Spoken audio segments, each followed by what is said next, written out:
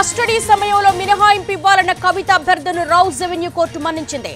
ఆమెకు books, కళ్లద్దాలు, stationery ఇవ్వాలని ఈడీని ఆదేశించింది. ఉదయం 10 గంటల నుంచి సాయంత్రం 5 గంటల వరకు మాత్రమే కవితను విచారించాలని, విచారణ మొత్తం వీడియో రికార్డు చేయాలని కోర్టు సూచించింది. కవిత న్యాయవాది మోహిత్ రావును సాయంత్రం 6 నుంచి 7 గంటల మధ్య కలిసి మాట్లాడేందుకు అవకాశం ఇవ్వాలని చెప్పింది.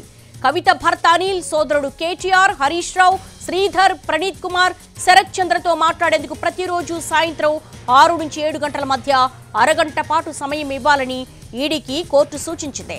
అరెస్టు తర్వాత హై బీపీకి గురైనట్లుగా ఈసీజీ రిపోర్టున్న నేపథ్యంలో తగిన మందులు ఇవ్వాలి. 24 గంటలకు ఒకసారి కవితకు వైద్య పరీక్షలు చేయాలని కోర్టు పేర్కొంది.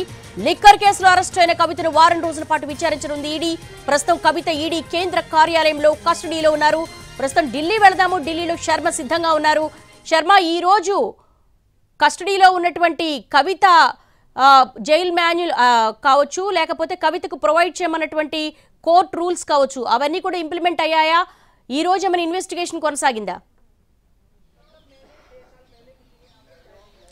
లిక్కర్ స్కామ్ లో కవిత రోల్ ఎంత స్థాయిలో ఉందన్నది ఇప్పుడు తేలాల్సినటువంటి అంశం.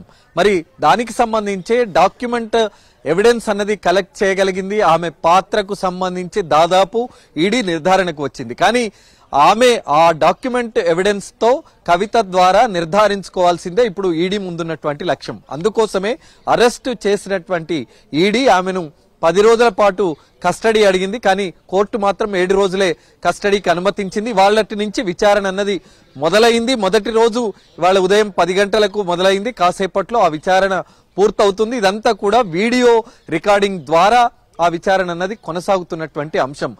దానికి సంబంధించి ఉదయం నుంచి కూడా రోజువారీగా 7 రోజుల వ్యవధి ఉంది కాబట్టి రోజువారీగా ఏ అంశాలను నిర్ధారించుకోవాలి, ఏ అంశాలను సంబంధించి ఆధారాలను ఆమె ముందుంచాలి, వాటి ద్వారా ఆ నిర్ధారించుకోవాలన్న లక్ష్యం పెట్టుకున్నట్టుగా తెలుస్తోంది. మరి ఇప్పటికీ ఈడీ ద్వారా సేకరించినటువంటి సమాచారం ఏదైతే ఉందో అందులో 100 కోట్లు